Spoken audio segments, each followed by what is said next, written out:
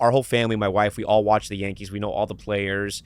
That's why we love Major League. We come together and we watch as a family and we can laugh. And then we'll go out and we'll hit balls in the backyard. The Yankees are the villains in that movie, though. Yeah, they are. They're the bad. You're right. They are. Really Which my son thinks is really funny.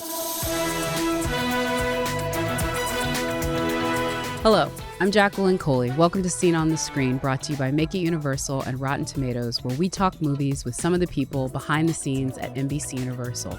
My guest today is Tom Yamis. He's anchor and managing editor of NBC Nightly News with Tom Yamis and anchor of Top Story with Tom Yamis on NBC News Now.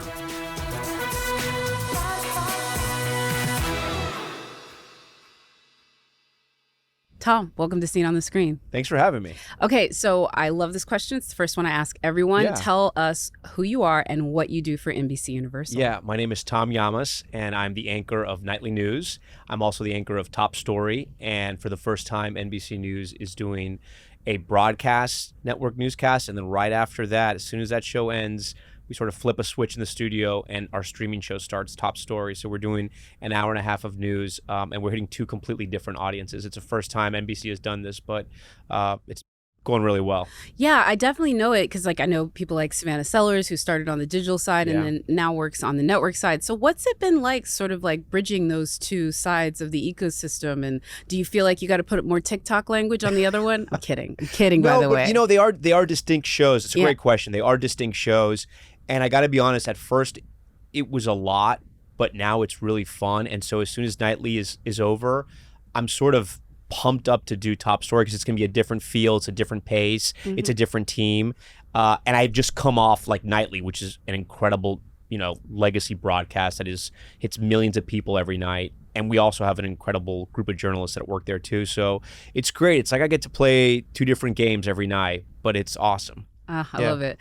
I actually spoke to someone and I told them that I was doing this interview and I was speaking to news people and they had remembered you from your time at ABC and they were like, oh, the guy. I was like, actually, no. He started at NBC at MS. Right. So talk a little about that because, your career at 18 began at NBC and then now you're doing this. Yeah. That's kind of crazy. And I actually started even before that. I started at 15. Wow. I was an intern at Telemundo in Miami. And so I've been working in newsrooms pretty much every summer of my life, now that I think about it. But from 15 on, I was working in newsrooms in Miami, and then also I got an internship here in New York. That's how I ended up at NBC and at 30 Rock. And I walked into this building as a 21-year-old and not getting paid, but just in awe and just willing to do anything and work any job. And I did. And I've pretty much had every job in this building. And I got hired as an overnight production assistant out of college and worked my way up from PA to AP, worked on graphics, booking, pretty much every job, rolled prompter. I've done everything, reporting, obviously, and then I became a correspondent and an anchor. Did you do the page program? I didn't do the page program. That's crazy to me because you've been here this whole time and you did the know. page program. But you've seen enough pages. So I know, yeah. And we hire pages all the time and they're great to have. Oh, I love it. We're going to talk a lot about the stuff that you've sort of seen on the screen, but I'm curious because your job is so much where you have to really kind of play, I think, spokesperson to the nation and tell them everything that's happening. And it's very serious and it can really weigh on you. What is the movies that you sort of like escape to get away from that? And is there a go-to one that you're always like, after like recent events where you're like, I need to pull up this movie today? It's funny you say that because even though the job is sort of action-packed and it's very intense, very emotional, and you're just dealing with a lot of serious things, I relax when I see sort of crazy post-apocalyptic films. Wow. So like I can relax watching I Am Legend, which is like the craziest movie on the planet. But I love, or like Everest, like movies where people are just like struggling to survive. I don't know why, but I can kind of relax and see those. But I'm a movie buff. I watch movies all the time, my entire life. My parents were always into films and my friends. And so I've seen a lot of movies. And to this day, I love that I have kids now because I'm showing them the movies that I grew up with, which is great. We actually just spoke with Craig Melvin and he actually mentioned the same thing about how like that's his favorite thing now. Right. And he actually says, he's like, I feel like I failed as a parent if they mention certain movies, like what is that? He's like, no, we need to show this to, like, there's an education level here that we have to do. It's tricky though because like you want to show your kids movies, but sometimes they might be a little too young, but they're like right on the cusp. We watched Jaws as a family on Friday. It was on NBC, and so I have a 12, 9, and 7-year-old. The 12 and 9-year-old were fine. The 7-year-old was He was a little scared, but we finished it in the morning, so it was good. Yeah. I mean, according to a lot of movie directors I know, the only thing you get when you give kids movies like that young is you just make filmmakers. That's the only really? negative Okay, side that's effect. good to Yeah, know. every time I talk to these very influential filmmakers, my mom took me to see Psycho at 4,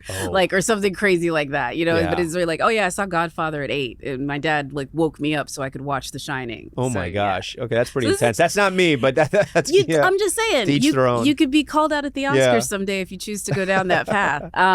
We're going to go ahead and dive into some of the things that you've seen on the screen.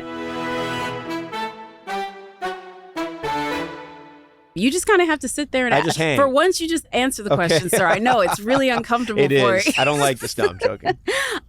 So first quote, leave the gun, take the cannoli. Oh, come on. That's easy. Yeah. Godfather. Come on. What's your relationship to it? I mean, I watch The Godfather probably a couple times every year. If I have a long flight, I fly a lot. I'm a Delta million miler. Oh, wow. So I'm in the plane. I'm in a plane a lot. And so Delta has a really great selection of movies, and sometimes they have excellent foreign films. This sounds like I'm really nerding out now because I do fly so much, but they have excellent foreign films, and they also have excellent classics. And The Godfather is pretty much always there. And I love watching that film because you can also relax too. The Godfather, to me, obviously it's an epic tale. It's a movie about the mafia, but it's really a movie about family. Yeah. And it's such a perfect film because it feels like a great meal, right? You start with that wedding celebration and you get really immersed in the culture of the Italian Americans in New York during that time. And then, slowly by little, the movie develops and the characters develop and you're surprised and the acting's incredible, the writing's incredible, so authentic, and you get lost in it, and I love it. When was the first time you saw it? I probably saw Godfather the first time when I was a junior or senior in high school. I went through a phase where we loved watching mafia and gangster pics. Who's the friends. we? Yeah, you and your friends, and so yeah. we saw we literally saw them all. I mean, Goodfellas and Miller's Crossing.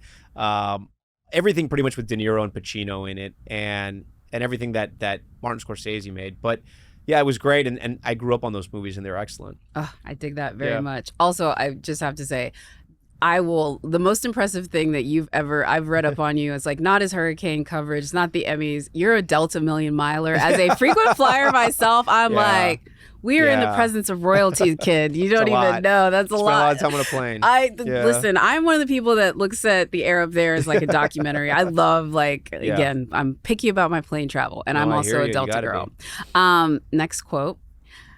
That'll be the day. That'll be the day.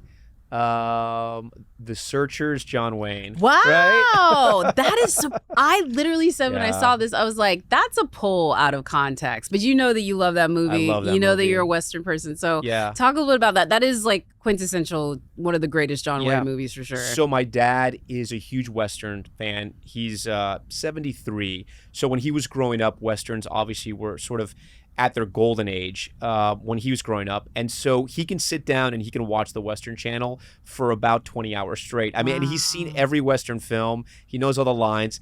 And so we were sort of forced to watching them. When I was a little kid, I really didn't like him. I didn't like them. And then I was on assignment in Ohio, and I was covering the 2004 presidential campaign, but I was covering Ohio as a state, and it was sort of a difficult assignment. So, and I was by myself. I didn't really know anybody in Ohio, and I was there for a 3-month period. So I had a lot of time on my hands when I wasn't reporting because I didn't really know anybody. So I was watching a lot of Western films, and I got back into them.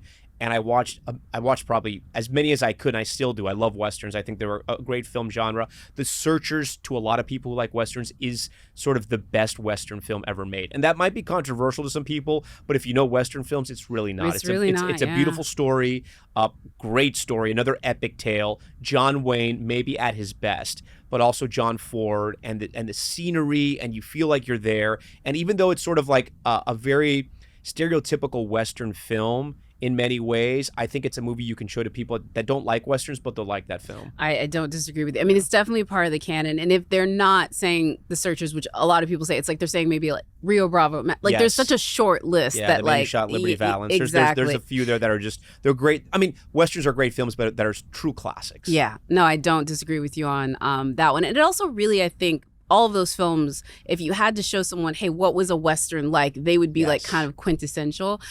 For you, as somebody who's from Miami, do you have a movie that you feel is like quintessentially Miami? Like one where you, what is it?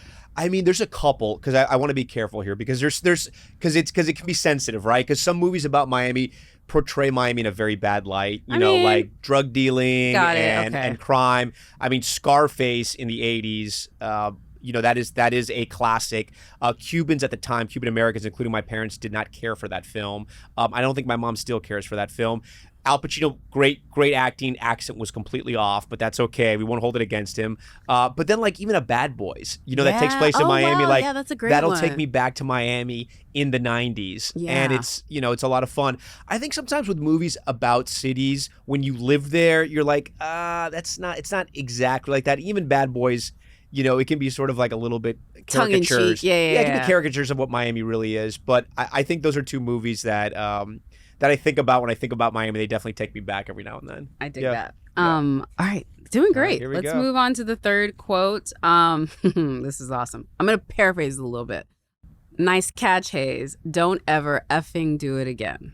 Oh, that is Major League? Yes. Okay. Yeah. Willie Mays Hayes. So were you a baseball person? I was. I grew up watching baseball. Major League is the movie that we watch probably the most in my house, which is not good because my son, like I said, is 7 years old. There's a lot of bad language in that movie. There's a lot in that one. So it's tough for us sometimes. I have to like fast forward or skip over when I know there's going to be a bad word. But it's such a funny movie. I saw it with my dad growing up, and it is one of the best baseball. There's a lot of great baseball films, but if you ask anybody who loves baseball, they love Major League. Ricky Vaughn, portrayed by Charlie Sheen, so great. Great story, great baseball, great lines, and very, very funny. So your kids, you showed the Major League. Right. I'm guessing that means that they're also baseball kids. They are. My son is a super baseball fan. He loves playing baseball. We watch the Yankee games. We go on Sundays to the games. And he's such a super fan that he watches every game at night that my other two kids, who are girls, also love the Yankees. And so our whole family, my wife, we all watch the Yankees. We know all the players. And that's why we love Major League too, because it's kind of one of those movies that we come together and we watch as a family and we can laugh, and then we'll go out and we'll hit balls in the backyard. So yeah. The Yankees are the villains in that movie, though. Yeah, they are. They're the bad ones. You're right. They are. Really Which my son thinks is really funny. But yeah, okay, I dig that though. Then he's a true fan. He can laugh at it. Sure. And real quick, there's speaking of bad Cuban accents, Serrano also plays a Cuban. Yes. So it always comes back to Cuba for me. So he's in the film. The accent is not great, but the character is very, very funny. Yeah. Actually, it's funny that you mentioned it comes back to Cuba. There's a great. It's not even a movie about Mexico or anything like that, but the movie Chef. They have a whole scene about like the Cuban sandwich. Yeah, which is real. Yes. You're like, no, that is a very. That's a great movie too, though. Yeah, no. John Favreau's amazing. I'm curious for you. Is there like, if you had to recommend somebody like specific recommendation of Cuban food, like where are they going? What are they getting? Like, be like, all right, because I could do the Southern dish. I'm like, you got to go to Davis in Montgomery, Alabama, and you got to get the boiled potatoes and this. So what's that order? So it's funny. Right now at the cafeteria here, they're actually serving my dish today, which is so funny that you asked that. It's vaca frita, which stands for like fried cow, which sounds weird, but it's shredded beef that is fried. That's delicious. The other version of that is something called ropa vieja, which means old clothes. And it's shredded beef, but like in a red tomato sauce. And it's very, very good. They're both like great dishes that I would recommend. There's three places that I always recommend in Miami if people ask. One is Versailles, which is like kind of classic in Little Havana on A Street, and anything you order there is going to be great, and they're going to treat you right. Havana Harry's is in Coral Gables. They have incredible Cuban food, but also great desserts. And then the last one's Mesa Mar, which is more like seafood. It's Mediterranean and Cuban together, Latin fusion. They do a great fried snapper that is like, I could like die after I eat that. It's so good. I get it. Well, you did amazing. Yeah. Quotes couldn't get you down. Let's see if our next popcorn bucket can trip you up at all. This is going to be true or false. True or false, the 2005 film The Lost City took 16 years to get made. That is probably true. Andy Garcia. Yeah. Right? And he happens like not only somebody I look up to, but somebody who's a friend. And that is a beautiful movie about Cuba. And Andy was his passion project, and it took a long time. And he always tells that story. And he's got some other passion projects up his sleeve, but he's somebody who we're so proud of, and he's a really good guy, and he's never forgotten his community. I will say that too. They recently did Father the Bride, and I feel like they got the most like amazing. You know what? I should have mentioned that because they really nailed like some of the Miami culture down perfectly, even though it was like a little different. And Gloria Estefan, she was great in that So too. good. Another hero of mine, and such a sweet, sweet woman. She's got a new album out right now that is great. But yeah, that's a good one too about Miami. Oh no! Yeah. Look, I love Andy Garcia. Yeah. You don't have to tell me. I've been a fan since the third Godfather. Yeah. I know that's a controversial That statement. is very controversial. But he was so fine in Yeah. that movie. Yeah, we love Andy so much that we even love Godfather. No, I mean, I'm sorry, Yeah. but like, I was a young girl. It was a moment. Like, that's Right. all I have to say. He was very cute in that movie. True or false? The 1981 film Absence of Malice has been used in journalism and public administration courses. I'm going to say true. Absolutely. It's Yeah. been used to illustrate professional errors such as writing a story without seeking confirmation and having a romantic relationship Yes. With the source, With right? a source. Yes. Yeah. I mean, listen, makes for a great film. It is really good. That's a great one. I will ask you too, as an actual Yeah. newsman in the newsroom. Do you have other favorite depictions of journalism I have on like screen? I mean, there's a million. ton. Everyone says Yeah. like things like All the President's Men or whatever. Yeah. But then the one I love is like little like pulpy things like The Paper with Yes, Michael Keaton. yes, That's very actually good. my favorite. I like films about journalism and the industry, the news industry, that are authentic and that are real, because it's hard for me to watch some shows, and there's been some very popular shows about newsrooms. There was one called The Newsroom that people really liked, but I found hard to watch because it was just too over the top, and that's just not the way it is. But there are some films like The Insider, which was with Al Pacino, which was excellent, about 60 minutes, really, really good. I watch that at least once a year. There's one with Humphrey Bogart called Deadline U.S.A., which is also really good and really authentic about sort of the stuff that we do. And so like films like that like actually I'm like watching and go, oh wow, they got this right. This is actually the way it is. Like films like that for me are great. All the President's Men an incredible cast and a great screenplay. I mean, so that's obviously a classic, and that's up there too. But yeah, there's a handful that I watch. There's a lot that, like that don't get it right. But what did you think about Spotlight then? Spotlight was that was the real deal. That was Spotlight the real deal, was because the I've real heard deal. sort of the way medical people are talking about The Pit right now. Yeah. They're talking about Spotlight. They made the boring aspect of news, and then also like you think you're going to be the biggest news story of the day, but then the news actually proves to you what the biggest story of the day is. They all found that really comforting. That and like a hard-nosed editor, number one, but number two, like reporters who are just relentless to get a story, and that is real. And it's great when they tell those stories, because there are people like that in our newsroom, all across America, that are really working hard in local newsrooms to get the story, and those people exist. So it is cool when they get sort of recognized like that. I dig it. All right, continuing with the streak, here we go. Our next true false. True or false, December 17th is officially Goonies Day in Astoria, Oregon, where the 1985 film was shot. Wow, that's a tough one. Let me think about it. December 17th. So December 7th. Oh, December 7th. They're wearing jackets and it's rainy in the film, but it's not super cold. That was kind of specific. I'm going to say true. False. But you were so close. You were so What close. is it? You have to be human. It's actually June 7th. Oh my God, I knew So there it. was June. Why did I say that? I knew it. Okay. It's June 7th, and that's actually the day that the film was released. Yeah, because And they're like so- in water. It couldn't have been December. Oh, wait. Oh. Actually, I feel better now. It was the day it was released. Yeah, so That's it wasn't crazy. about Okay. like the film necessarily itself. Although that does look like more June gloomy. Yeah. Los Angeles. And it was one of the first films that I remember seeing. Is Really? The Goonies in the Wow. theater with like a movie party. And I don't know if it was my birthday's July 2nd. It might have been my birthday, but it was with a group of friends, and it was like, like when your somebody's parent took us all to the movies for a party, and the party is basically watching the movie. But I remember watching that and just thinking it was the greatest movie. I showed it to my kids. It still holds up. Oh, they it's so liked good. it? Yeah, it was every kid's sort of dream, right? Like treasure map. Yeah. Pirates, hidden caves, like bad guys chasing you. The thing I love about Goonies, which a lot of people don't know, is that there is an alternate ending with a sea monster, and sometimes they'll play that one where there's the sea monster by the pirate ship, Yeah. and my son has never seen it, but he always asks to see it. We could never, I don't know, like I got to figure out like how to find that alternate ending. I'm glad they took it out though, because the monster looks okay. It's not as real. Yeah. It doesn't, it had more realism in the ending. Yes. Just get the Blu-ray. It'll be on the Blu-ray. And then you'll do that one. You're now sort of like sitting behind the desk as an anchor. And I really wanted to kind of ask you this because it's such a hard thing, I think, to like pivot into these days where you're, again, like, news is kind of stuff that you're thinking about your family when it happens and that kind of thing. How do you separate that when you're in these moments of like, I mean, just recently there was some really intense news that broke and like, not to let anyone in, we had to reschedule because you had to like get on the desk. How do you sort of like do that? I think you can never lose that human touch, right? That connects you to people because we're people too. And obviously you don't want to lose that humanity. I think what's important for me is that you always sort of want to do the news, report the news without fear or favor. I didn't come up with that. It's a sort of a tenet of journalism, but that I believe in. And you want to be tough but fair.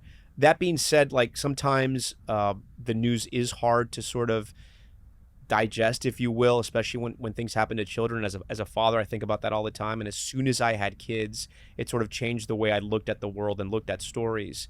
But I'm there for a reason. I'm there to make sure people get their stories told and we inform viewers. So I know, foremost, that's my job. But I don't ever want to lose the human touch and the humanity because that's how you tell the best stories, right? Yeah. And you don't want to put up too much of a wall. Like, I'm not going to be, Oprah's an incredible broadcaster, but she does something different. Like, and I'm not going to be weepy next to someone. But I mean, there are times when someone's story hits me so hard that I'll tear up, and I'll lose it because I can't believe what I'm hearing. But I think that's okay, right? Like you can't be afraid of your emotions. You got to be in control. You just can't be afraid of your emotions. And if I'm feeling that, I know the audience is too. One more thing I wanted to ask you on the other side of that, since thank you for sharing that, because I think that's like a good way to do, and you'll probably be healthy on the other side of it because of it. Right. But on the other side of it, like I'm sure if there is a night when you get to report as the anchor that the Yankees won the World Series, it's going to feel a little different. Have you had one of those moments where it was like, okay, Tom, the person, is just trying to keep it together so that Tom, the newscaster, can do their job? Because in the back of my mind, I'm like, are you for real? It's funny because we're not biased and we're always sort of thinking about that. But when it comes to the Olympics, we can root for Team USA. So if Team USA wins, it's great. And you can show that. And I think like Hoda Kotb sort of is like the best person who does that, right? But I think that's like the only time where I can actually root and be happy and like I can pick a side. I'm there covering all the Olympians, but when Team USA wins, like, oh, that is amazing. So even more than the Yankees, you're like, I can't show it. You can't show if the Yankees win the World Series or like, the Dolphins or the Heat or the Miami Hurricanes, like, I'm rooting for all those teams. I'm definitely biased when it comes to those teams. Okay. I was like, are you serious? You're just going to be like, and now. I'm like, come on. Oh, no, I might even wear a Yankees jersey if they win the World Series every year. Yay, there we go. Yeah. Okay, we all heard it here first. Yeah. Again, I'm glad that you were at least human about it. You were like a little flub. Almost got you. No, that was perfect. But no, this is great. Thank you for sharing that was those. A good question. Thank you. I appreciate it. But you're not quite out of here yet. Okay. These are the rapid fire questions. All right, let's go. What's your favorite movie snack? I'll say pretzel bites. Ooh. Like nacho cheese, pretzel bites, You're the old first school. person to say that. I like that. I dig that. Last show that you binged? Last show, Your Friends and Neighbors. Oh, with John Hamm. Yes, with John Hamm, That's a really good one, too, actually. Good. Yeah. Twisted, but good. Yeah. Favorite actor? I have to pick just one? You could say whatever. I'm not going to hold you to one, but it'd be nice, who are the ones? I would say, I'd say Clint Eastwood, Paul Newman, and probably Robert De Niro. Yeah. No, that's a good one. I love Paul Newman. He's the one that I say. Yeah, it's also easy because he's not with us and nobody can be mad. It's like you're going to argue with him. He's not even here. Exactly. Going to the movie theater alone, yes or no? I don't think I've ever done that. No, I've never done that. Really? Yeah. I'm not judging people who do that, but I'm trying to think. I don't think I've ever done that. You're like, I would though. But I just never together. Done it. Yeah. What's your favorite classic Universal film? Classic Universal film. I mean, like I said, we just saw Jaws. Oh, that's a pretty good one. Yeah, and I'm going to stick with that because I know for sure that's a Universal film.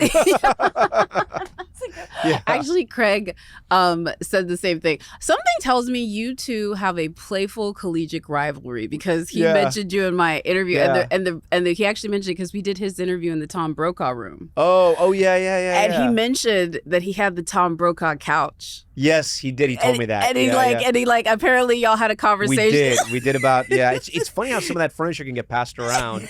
Yeah. So that is probably a very historic couch. It is a historic couch on it. I mean, listen, I think any attachment to Tom that anyone would kind of have, they would love to do that. But do y'all have like a friendly rivalry between like? Greg, there's not a rivalry. We're just friends. Like Craig. Do y'all like you should do like cool things. Like I don't know, you should do like George Clooney and like Matt Damon pranks on each other as like the anchors of the various shows. It's funny. We both have like families and kids, so we're busy. But I have a lot of love for Craig. I've known Craig for a very long time, and we actually.